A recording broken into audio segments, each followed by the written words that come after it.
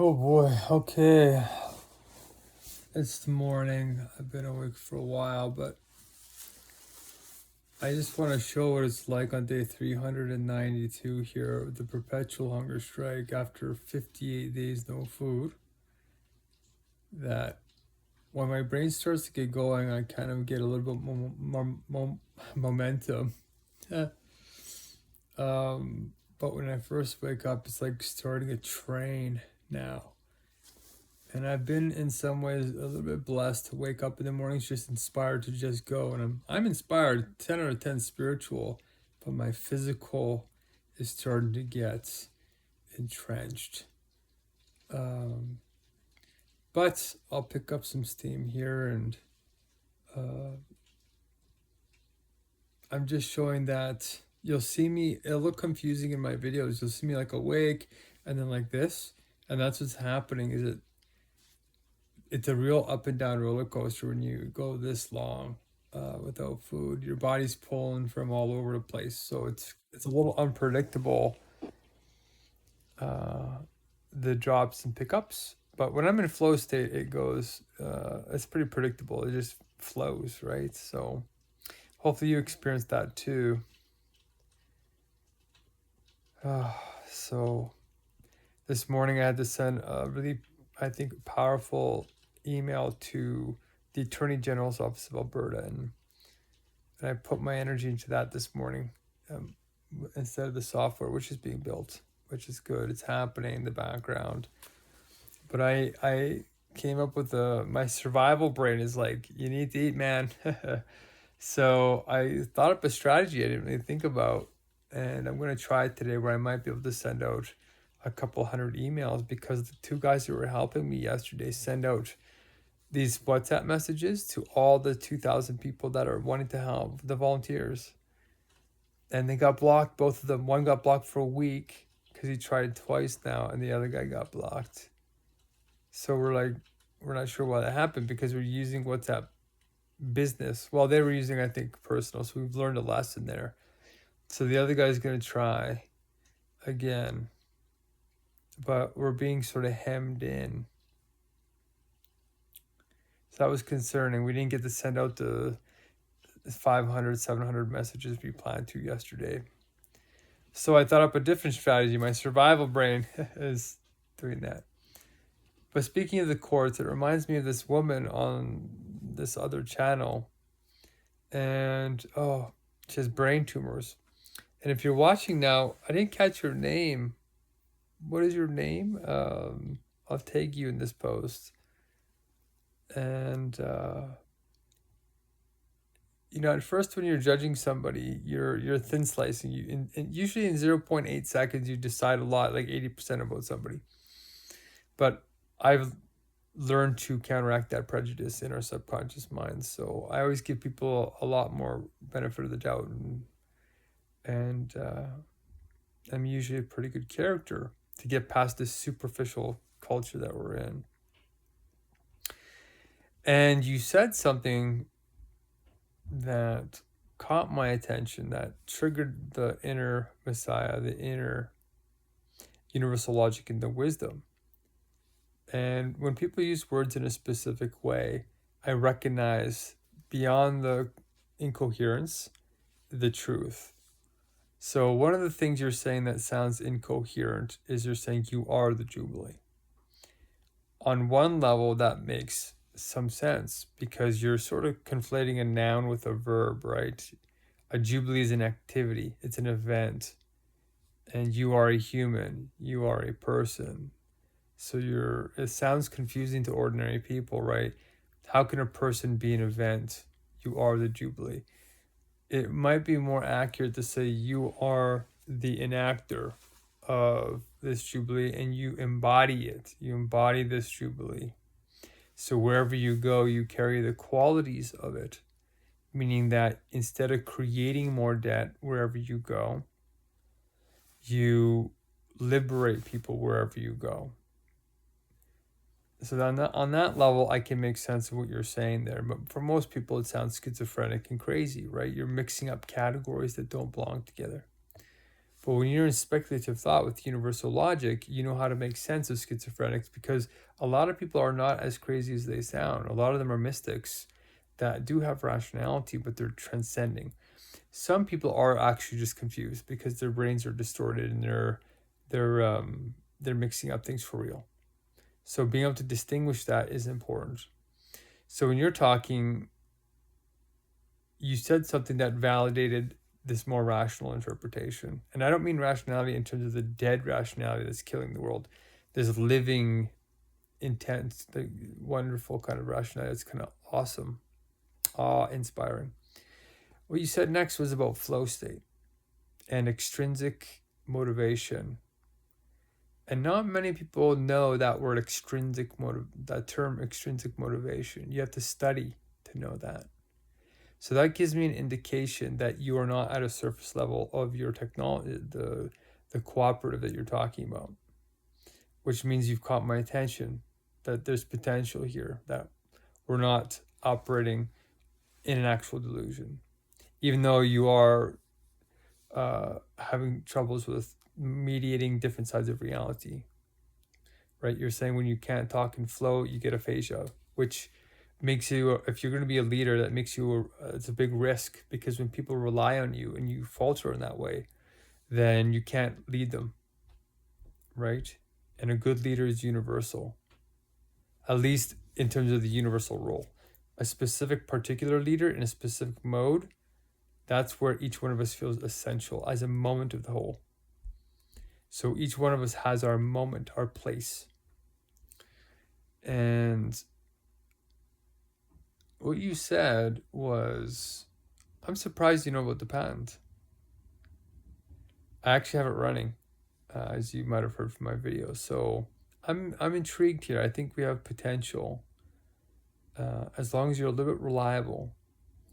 And the idea that you can't take your basic needs is a little troubling, especially since you have a daughter. I decided to postpone having children until I could be responsible enough to raise them, because you put their lives at risk, right? So you must be balancing that somehow.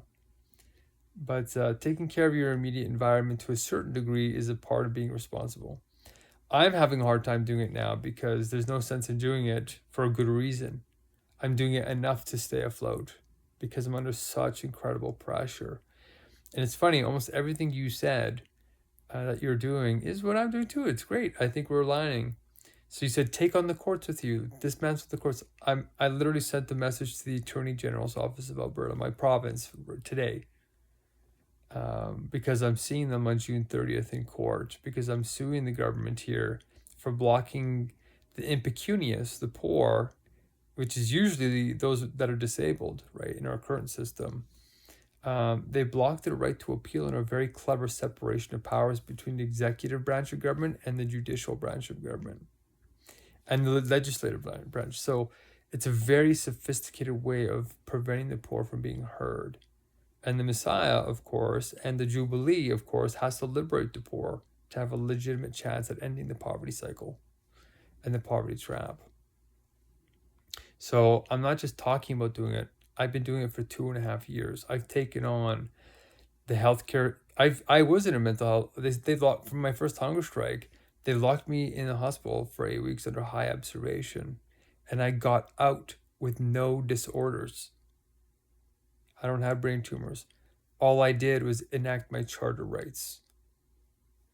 And your charter rights are the only way to make a big change in this sick society, because if you're violent or if you decide to challenge them in any way except hunger strikes, you're not going to make it through. Because I've done 70,000 hours of on-the-ground and theoretical activism to test almost every option, from rallies to marches to sidewalk chalk to posters to classroom presentations to you name it. We've done it. We've talked to all of our members of parliament. We've talked to all that stuff. I went to the United Nations. Hunger strikes have a unique property of being nonviolent, so they can't do two things to you. When you challenge the hegemony of the system, number one, it always tries to dismantle your power by making you look violent, because then they can justify public dissent against you, and when they get public, public approval, they can use the military to suppress you. So violence, even if you're able-bodied and saying you're not violent, the state can still say there's a lot of people here, they could get violent if they wanted to, and they'll still justify violence against you. So you have to be physically weak, because there's no way the public can justify using the military against you, and the government can't. Okay? It's the only form. Number two is if you get through the violence moment, like Gandhi, nonviolent protest, which I'm doing now, then they'll destroy your credibility by making you look like you're mentally ill, which they also tried to do with me. So I ended up taking 30 pages of handwritten notes and like a dozen recordings and a whole bunch of things that I'm using in court now to sue the 30 doctors who pathologized and erased my dignity and my humanity, just like it's happening to you. They're not listening to you deeply because they don't have the education. They're just pathologizing and keeping the solutions at a band-aid solution to fix you up just enough to go back into the toxic society that we're in. They never talk about the bigger issues. Never. They gaslight you. It's literally gaslighting.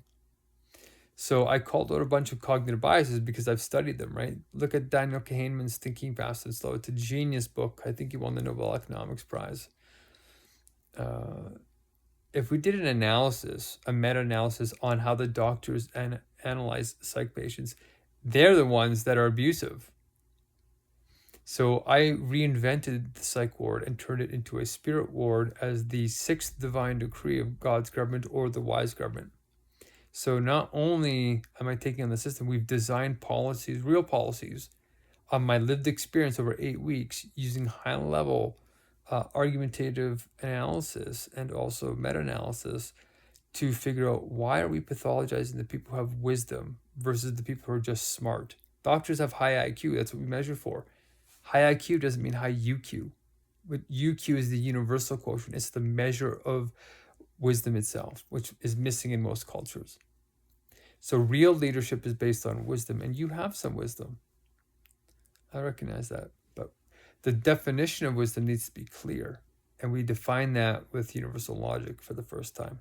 So if your system doesn't have that, the Jubilee doesn't know how to measure itself and keep itself accountable to a wise Jubilee.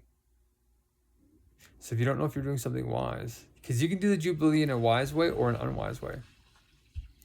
So we're both doing the same thing. Which one is more wise is the one that needs to take precedence, okay? And that needs to be an accountability measure, not just a power struggle. And so I call that the universal meritocracy, which has been defined on 2 different levels. So I need to see that you've defined that and aren't just making a claim assertively because of nomology. Nomology just means naming. Your parents named you. Okay? You need to have a strong justification on what is your methodology, what is your accountability measure, so we can keep you accountable. That's what good leadership is about, transparency on that level. Okay? I already have that built. And the policies that we're making in these new spirit wards, the transformation of the healthcare system, is not just one isolated intervention. It's part of God's government as a whole. There's about 70 departments organized in a super coherent structure instead of this fragmented structure that makes governments almost impossible to navigate, which I know because when I went to go sue them, these 30 doctors that I tracked all their names, I wrote 30 pages of notes to track everything because they took my phones away because I was recording. Yeah. I hope I don't get interrupted here. So I have just enough evidence to actually have a case, because normally in psych wards, they deprive you of all objectivity. And this way, when you go to court, you have no recourse in court. You can't sue or anything. They do it on purpose. And I have just enough. I fought just enough to have enough objective evidence to make very profound cases that psych wards are the ultimate traps of dehumanization, with the appearance of looking humanizing. So it's a logic problem. And the real justice system of God, the truth, goes much deeper. So if you want to help build that, as well as this new economic model that solves the Jubilee in this new way, that ends the business cycle, but the business cycle is being driven by something called conjugative waves. And conjugative waves are cycles of ideas, and ideas are really what generate all value. So ideas are what we need to solve to have the real jubilee. And when people are in psych wards, they have ideas. They have all these things that everybody needs to hear to keep improving the systems on the local and global level. But the bottom is usually suppressed in this weird paternalistic egoic dynamic. So that's been solved. We've solved that in these special meetings called ever living meetings. And all the pathologizing and all the erasing of my dignity that happened in the psych ward, we built into the just natural functions of this meeting. There's 252 features inside of it. But you don't have to learn all 252. They just happen in a flow. So you just go into the meetings and you learn by immersion that it just creates a good dynamic, and it protects people with real justice, protects their voice, protects a bunch of things. They get to vote, participatory democracy, but not in a random way. So I'm not just talking, we're building, and we're merging this with the other patent as well, which is the global task management system that measures for flow states and builds dependency trees that take advantage of the mind's natural capabilities to process vast amounts of information rather than this abstract analytical kind that's very painful for us. So it took many tens of thousands of hours to solve the problems and not just talk about them. And I'm interested in your Venn diagram and how to do that. But you're right, Mondragon, I've already looked into that. We wrote papers on it and how they do it. We've looked into almost all the cooperatives. And we shouldn't really be averse to the word work. We should be averse to the word slavery, because we conflate slavery and work, as you've noticed. Work is actually a spiritual activity of self-development. That's why Marx said that you can't have alienated labor, because it's actually a process that belongs to you. You actualize yourself through the process of work. What we call work is self-development through an object external to you that you reflect on. You see yourself in the object and you improve upon that. So we don't want to make work evil, but we want to make sure it's not slavery. And then if we make the work flow state, it doesn't mean the work's going to be pleasant. It means the work's going to be meaningful, because flow state means challenge. You have to be challenged. But if it's not meaningful work, the challenge becomes meaningless, and that's when it becomes like slavery. Especially if you do generate value and it's mechanical and it's made into a mechanical process, that's when it kills the inner creative soul and the ideas die. And that killing of ideas is the birthing of God's knowledge through you, God's being through you. So that's the process we need to preserve in the work process. Hegel calls it labor, and so does Marx, the labor process. So we could not call it work, we could call it labor, but we can't be naive and say, whoa, it's all going to be pleasant. You have to labor. You have to tarry with the dialectic. Even when we're in utopia, it turns into an inwardness instead of a brutality, the negation, this working on the objects. So I understand the metaphysics of the process. We can't be naive about it. But your point is correct that we don't really have work right now, not meaningful work. We have actual slavery. And that's why I unionized Uber Eats in 2021. That got me onto the hunger strike, into the psych ward, where I'm now in a massive 182 government agent battle. I sued 182 government officials. No private people, just the government. So it's a unique case where it's just me and the government. They can't say that, you don't have to get a government fee waiver. They have to give me government fee waivers to fight them because I'm low income now. Right.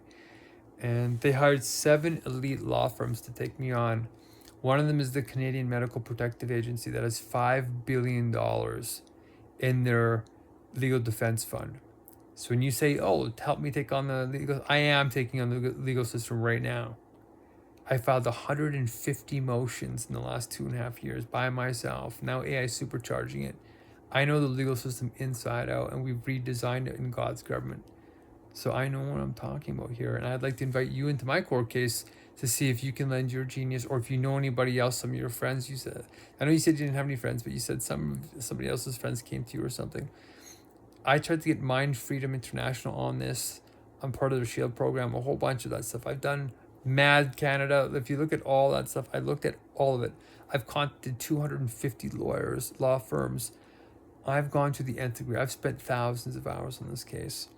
On top of the patents, on top of designing the systems, on top of having 1,000 meetings twice a day, every day, testing the systems. I've been hard at work, and I was at university, and I did what did I do, 25 hunger strikes in that time at the same time. Anywhere from 14 days no water to 28, now 58 days no food. I'm not joking around. You're talking to a real activist here that is doing what you're asking him to do. And I agree with you. Everything you said we need to do, which is why I'm doing it. But we can't just talk about it. We need to do it now. All right?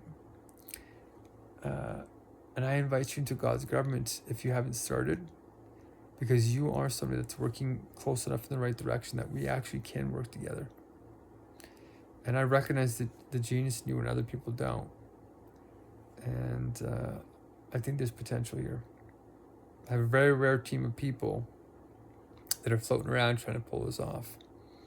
So if we get 108 people, like we have 2,000 people to contact, actually technically 4,000 people to contact leads, but we're being blocked. So I'm going to try and use my university email to not get blocked and then send it out. So you guys can see I'm starting to wake up into flow state a bit, but my head is still hurting. What else did you say? I appreciate your comments. I'm curious. I like that you said it's a user cooperative, but usury is also a bad word in a way.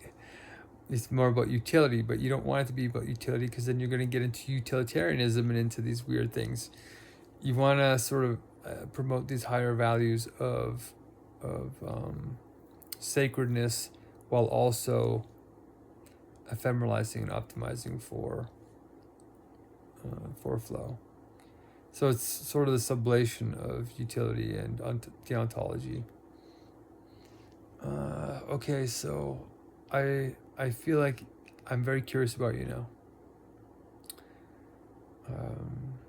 The way we pay can be measured in money, but there's actually a deeper way, which I like that you mentioned. We have to measure 5 things. There's sensuous power, external power, and internal power. The internal power is measured by this universal logic in 200 categories. And this universal meritocracy of like, well, how have you lived your life compared to what you've taken and what you've given? And like being reliable. And if you claim to be somebody who's going to do Jubilee or the Messiah, you care about people, you have to show that you haven't been selfish. That you've made some degree of sacrifice in a wise way, not a foolish sacrifice. Strategic. You're trying to help people in the long term too. But then the other power is not like that. The other power is sensuous, meaning that you didn't earn it, you were born with it, but it gives you a lot of influence in this world. It doesn't have to be used with wisdom. That's the other side does. And we measure 6 categories of that kind of power: facial beauty, social beauty, wealth beauty, body beauty, cultural beauty, and IQ beauty. Those things give a lot of power. There's $100 billion industries, each one of those. So we have to measure that, and then we create an adjustment factor. And that adjustment factor is applied to the time compression, because any good idea, any good in service is an idea manifested. Any good idea compresses time, because the self metaphysically is time. That's why we get into flow state. Flow state changes time, right? It's timelessness, complete immersion, and intrinsic enjoyment. That's why I love that you knew what extrinsic enjoyment was. But there's also timelessness, which is a time dilation, but in the inner world. We experience it externally, as what Einstein said, external time dilation through Lorentz transforms and space transforms. If you study physics like I did, you know all about the external form of time transformation. But there's an internal time too, because it's dialectical. Inner and outer happen at the same time. Just like the universe is expanding and dying in entropy, heat death, the inner world is actually getting more complex, which is what our consciousness is. That's what we are. We're the other side of the universe expanding until it reverses, potentially. My mouth is so chalky right now. I need to drink some water. I'm hurting. But this is inspiring. So I just want to show you the true depth that this goes. I've really thought about this a lot. 75,000 hours dedicated. Informally, formally, and on the ground. So this time dilation is what flow state is. And when you get into the very high levels of it, it's kind of like going to the speed of light, right? As you approach the speed of light, time stops. Photons don't experience time. That's what our mind does. In flow state, when you're in like perfect flow state, that's why you experience timelessness. It's like you experience what light is like. But it's not like you're really light. It's you experience the universality of pure being, which is the universal logic, which is everywhere already.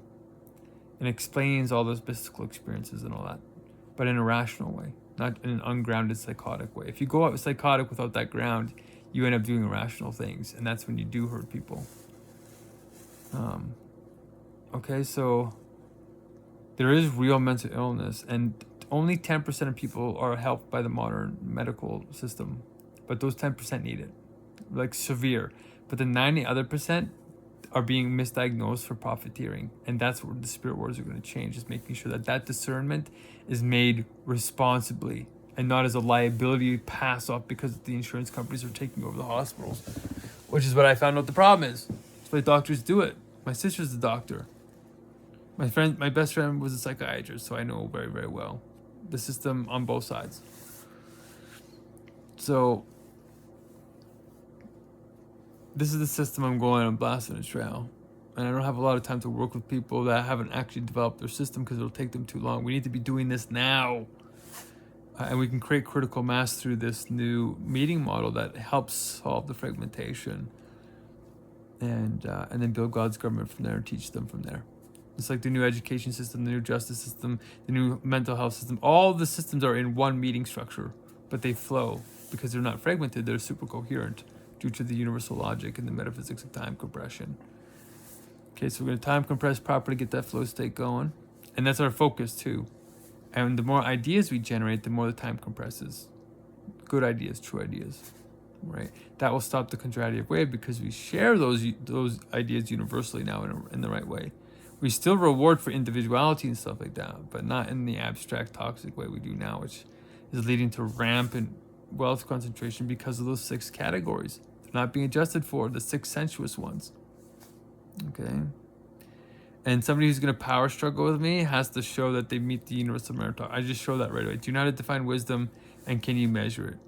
If you can't do that, then it's a risk to be under leadership with you. Because you can't teach me wisdom, you can't teach other people, which means you're de facto the dictator, right? And you can't share that. But a benevolent dictator can share that. And that's what I've learned to do, share the power of that word. Okay? It's been half an hour almost. What else do I want to say? I have a video called the Nobel Surprise, if you look it up, Nobel Surprise, where we win all 6 Nobel Prizes with the universal logic, if you really want to see a comprehensive view of the theory behind this. But now we're into the practice, like actually implementing things. So that'll show the full extent of how much I understand where we need to go. But we need to use AI to get the proposals made. I'm running out of time. I sent it to Harvard, I sent it everywhere already. So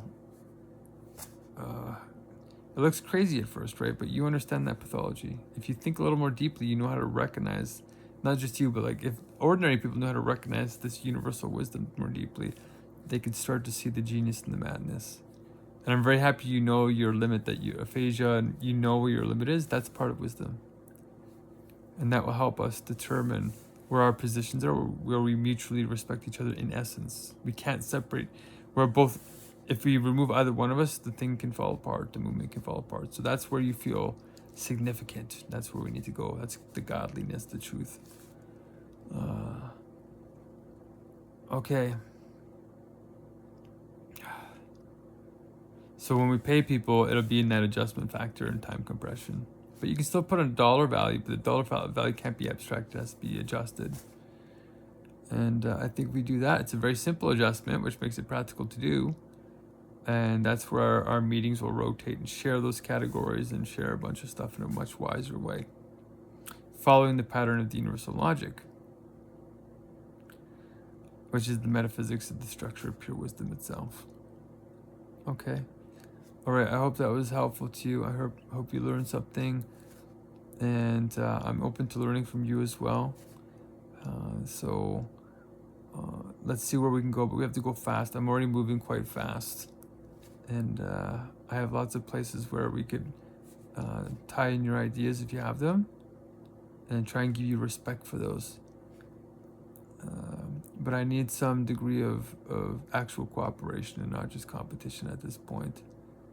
And hopefully I've proved myself in this half an hour that these ideas and this leadership is worth following. Not a lot of people go 58 days without hunger for you and still be productive and still be caring and loving and not always cranky. I'm cranky. If you watch my live stream, you'll see that I'm getting a little cranky.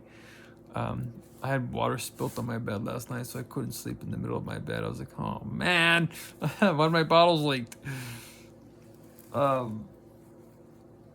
Okay. And also, people are trying to exploit for me. So if you're going to exploit me, I'm also very aware of that too, because I know a lot about contract law. I got exploited 3 times on my patent. So I'm very experienced in law now in multiple areas.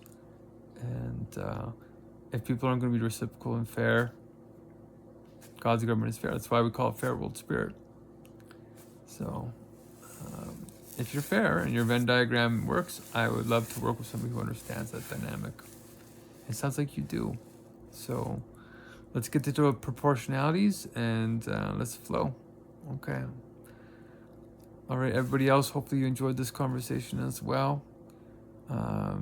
Stay blessed, stay sacred, because we proved it in the proof of truth. And as always, oh yeah, the wifey slogan. If she's too hardcore for everybody else, she's just right for me. She's vegan. She's hardcore, but she's loving. She's willing to take risks for people in a wise way. Joyful on the inside, playful on the inside, but a deep, wise soul. And very universal, interested in almost everything. Interdisciplinary, transdisciplinary, blue collar, white collar. Doesn't judge people right away. Goes and meets everybody. Is curious about everything. And would make a great mother. Loves children. Loves animals. Loves trees. Loves everything. Not naive. Loves the urban jungle too. Not just loves the ocean. Loves the mountains. Loves grass. Loves the sky. Wants to skydive. Wants to go into outer space. Wants to go under the ocean. Wants to study like history, all that stuff. Loves art. Loves science. Loves religion. Loves philosophy. Loves everything. Loves Hegel. Loves Aristotle. Okay. Loves to be creative. Loves to be analytical. Loves math. Loves physics. All that. Okay, so it's a pretty high standard. But that's because she can love everyone. Be a leader with everyone. And I hope I could make you feel that way as well. If you want to be a part of this movement, of course, message. Got a couple of donations coming potentially, which is wonderful. It gives you some hope. Until then, I'm going to be trying to get this meal so I could use some blessings from you too. All right. Hopefully that's a good expounding of the core. And if it isn't, you can go back and watch the videos. And we'll see you guys tomorrow. Okay, I need to get a drink of water. All right. Keep sublating. And I'm looking forward to your response and picking up your name next time. Wonderful woman with the brain tumors, but wisdom. And I can sense kindness in your heart. All right. Peace.